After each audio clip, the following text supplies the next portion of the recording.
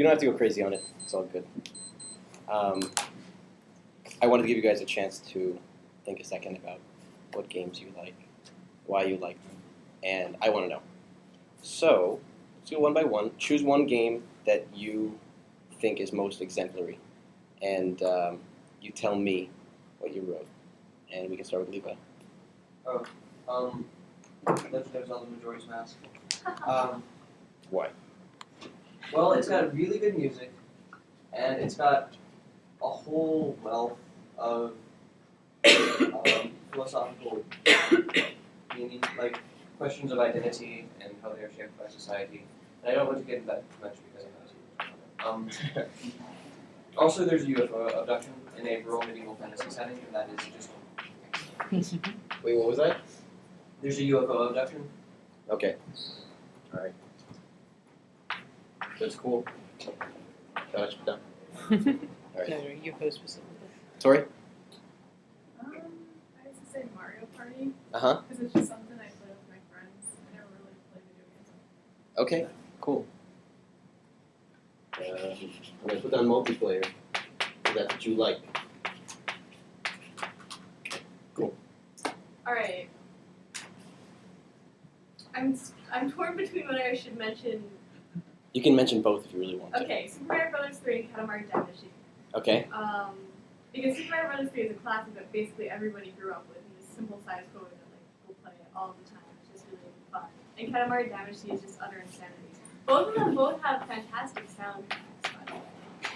Sound what? Soundtracks. Yeah, that's true. Cool. Wait, I should write down insanely. I just don't know any other words. Yeah. Right. For no time. Okay. Music. They had the music before Majora's Mask. Majora's Mask was just like, that's It's okay. the same music. They reuse most of the same tracks. Okay, no, that's fair. Okay. It's a much more fun game to play. You don't know the fucking time shit as you do with Majora's Mask. Okay. No time shit. Right. So it's fun. Yes. In fact, it's fucking fun. I'll buy that. All right. I'd probably have to go with Super Smash Brothers, like any game in the series of that, because Okay. it allows for like any kind of gaming experience for anyone who wants to play. Because you can go for a quick fix and play a short battle with someone, which is like 2 minutes or so, Uh-huh. or like I did one time, you can play with someone for 3 hours in one match, Uh-huh. which was utter insanity. And also, really anyone can play it because it can be anywhere from a button masher to being incredibly intricate in how you strategize at winning. Okay. So accessible? Accessibility for anyone. Okay. Sweet. Fuck it. What was your name again? I'm sorry. Alex. Alex. I'm also Alex. Alright, so since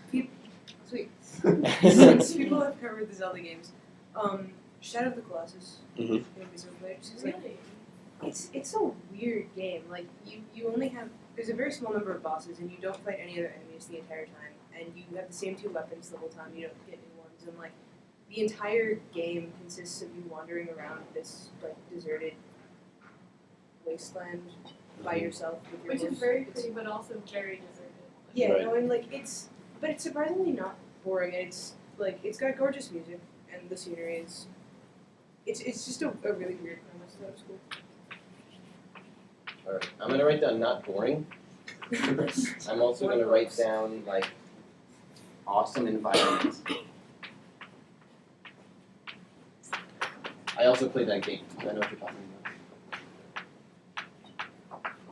For the record, I haven't played that many games in my day. So maybe some of you guys have played way more than I have. NetHack. It's a PC game, a dungeon crawl game. It has incredibly low graphics, it's turn-based, and the mechanics are super easy, so there's a shallow learning curve. Okay. But there's lots of content, and it's very referential. What does that mean, referential? There's a lot of literary allusions in the game. Oh, cool. There's a lot of there's a lot of puzzles, and there's a lot of enemies whom you can fight by simply hitting them with a sword a lot. Uh-huh. But if you've read, say, Lord of the Rings, you know that writing Elbereth on the ground with a piece of, with a dilithium crystal will scare them away instantly. That's actually something you can do. You can write I'll run on the ground with a dilithium crystal will scare away one of the people. It's pretty awesome. What should I highlight? Balance? Sounds like you're talking about balance. Balance. You also highlighted pixelated Anything that graphics. relates to Star Trek. Is that just like Not so much pixelated, but the graphics are very simple. simple graphics? You like simplicity? There's no actual motion. Like, your Mhm. character is depicted in an acceptably realistic fashion, Okay. but when he moves, he simply like blinks away from where he was and then is somewhere new. And then when he hits something, his arm doesn't move up and down. It's a very, very low-level graphics game. Okay. Okay. I'm probably putting that wrong, but I think that's really interesting. It's really important. Okay. Nice. I did StarCraft. Word. I like it because it has just strategy games, so you get to do a lot more like setting up and puzzling things out, but it also has basically the only thing, like my favorite thing in video games is that there's an actual like story running throughout the video game, Mm-hmm. and so I like that there's, I don't know, an extensive world, and they went to the trouble of making like entire like histories and sort of Uh-huh. strains of events for all of the characters, even though you're playing a, by and large, like very zoomed out game. Uh-huh. I totally get it. Sweet. StarCraft. We got, what? Turn-based games, we got brawlers, got platformers, got real-time strategy. We're moving along. Everything. Tetris, because it's the first game I ever had. Uh-huh. And because it's hours and hours of addictive Russian fun. So I like vodka. I'm gonna put addictive. That's a good word for video games. Also, can I call that nostalgia? Because it was the first game. Did I spell nostalgia right? Yes. Yes. I mean, actually, the And first also, game I ever Tetris had is was, to drive you to what's it called? Fatty Bear's Birthday Surprise. opposed But to- I don't want to put that Really? down. I mean, you can include Fatty Bears. Well, yeah. Your goal was to make a birthday cake. And if you look at the long one, it looks like a lead Find bird the trying top. to eat something. You're right. Dan. So my top choice is also going to be StarCraft. Okay. And I completely agree with everything Alice said. I also would cite like the complexity of the gameplay and like the it's kind of like what you said. It could be a button pusher, but it also could be very it could be a very cerebral great game if you like thought about it. Also the potential for like turns in the combat, you know, you can go from losing to winning like with good strategy pretty easily. Strategic. So, yeah, I definitely StarCraft is very good. I buy that.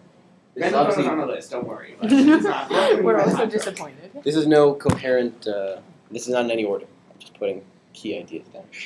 Oh, we did you already, Levi. Okay. All right, sweet.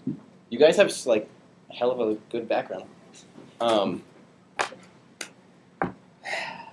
So why am I teaching this class? All right, check it out. When I was in high school, I was in the International Baccalaureate program, XIB program. And your senior year, you have to write a paper called the extended essay. The extended essay is like a 20-page research paper you do for a year. I was going to do mine on film. I quickly discovered that I wasn't motivated. And my advisor was like, you should do something you really care about, like video games. I was like, I can't do video games. That's for children. There's nothing thoughtful about video games. And he dared me to reconsider that fact and delved into the world of video game thought. It's actually quite dense, and it's getting denser. There's a great variety of different people of all different backgrounds, whether they're engineers or philosophers or people in literary theory, interested in video games. And I began to learn things. I wrote a paper about it, which was on the aesthetics of video gaming. And I took a class here at the university my freshman year. Coincidentally, they had one in the English department on video games. And I was lucky enough to get into that by accident, I think, because they didn't really want first years in there. And it was a lot of fun. I covered a lot of the stuff that I had exposed myself to in my own readings, and learned some new things, and played some new games. And the thought continued. I taught a splash class on it. And basically, what has continued to be my driving force with this is like the rest of you, I grew up playing video games, or have played games in my life. And for some of you, maybe it matters more that you played games. And I also like to think about things. And I can't help but feel that video games are a rather thoughtless enterprise most of the time. We're rather engaged in them, but we haven't been given any context to really think about what they could be as more than just a fun experience. They're usually, parents and